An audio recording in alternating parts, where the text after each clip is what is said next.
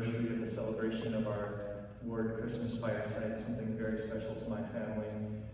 We weren't even part of the very original first ones, but we're certainly loved ones with those who were, and happy to share tonight with everyone here.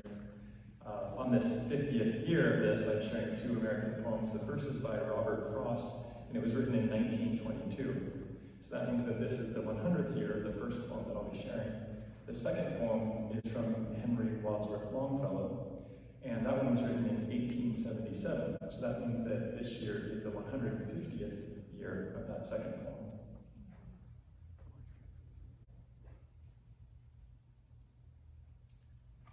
Whose woods these are, I think I know.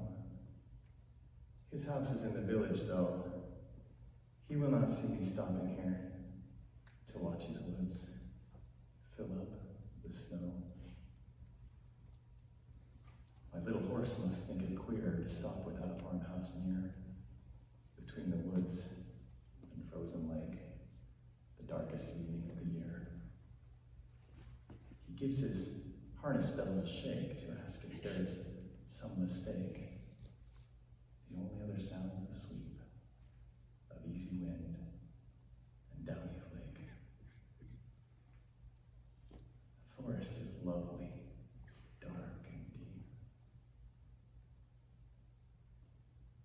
But I have promises to keep and miles to go before I sleep. And miles to go before I sleep. We three kings of Orient are, bearing gifts we've traveled far, field and fountain, moor and mountain, following yonder star.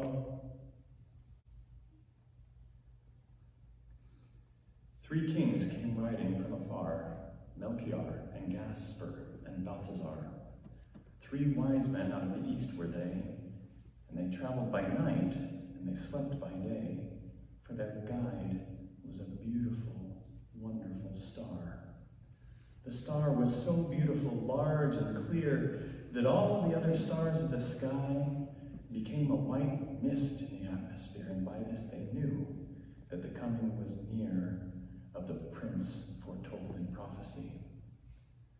3 caskets they bore on their saddle bows, 3 caskets of gold with golden keys. Their robes were of crimson silk with rows of bells and pomegranates and furbelows, their turbans like blossoming almond trees. And so the 3 kings rode into the west, through the dusk of the night, over hill and dell.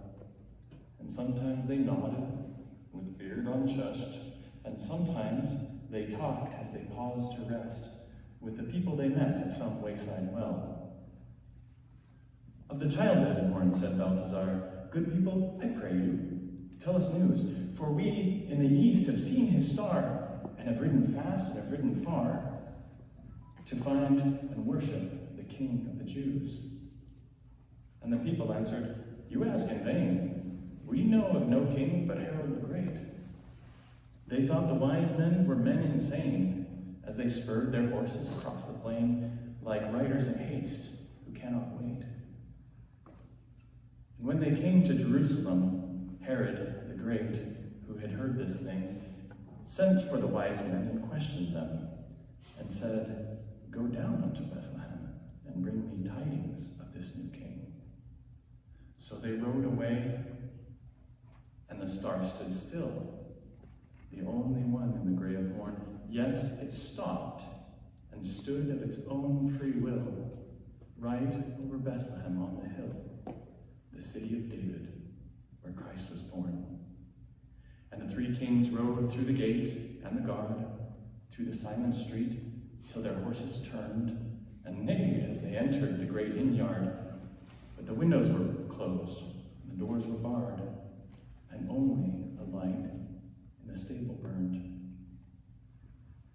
And cradled there, in the scented hay, in the air made sweet by the breath of kine, the little child in the manger lay, the child that would be a king one day, of a kingdom not human, but divine. his mother, Mary of Nazareth, sat watching beside his place of rest, watching the even flow of his breath. For the joy of life and the terror of death were mingled together in her breast. They laid their offerings at his feet. The gold was their tribute to a king. The frankincense with its odor sweet was for the priest, the paraclete. The myrrh for the body's burying. And the mother wondered and bowed her head, and she sat as still as a statue of stone. Her heart was troubled, yet comforted, remembering what the angel had said of an endless reign and of David's throne. Then the kings rode out of the city gate with a clatter of hoofs in proud array. But they went not back to Herod the Great, for they knew his malice and feared his hate, and returned to their homes by another way. Oh,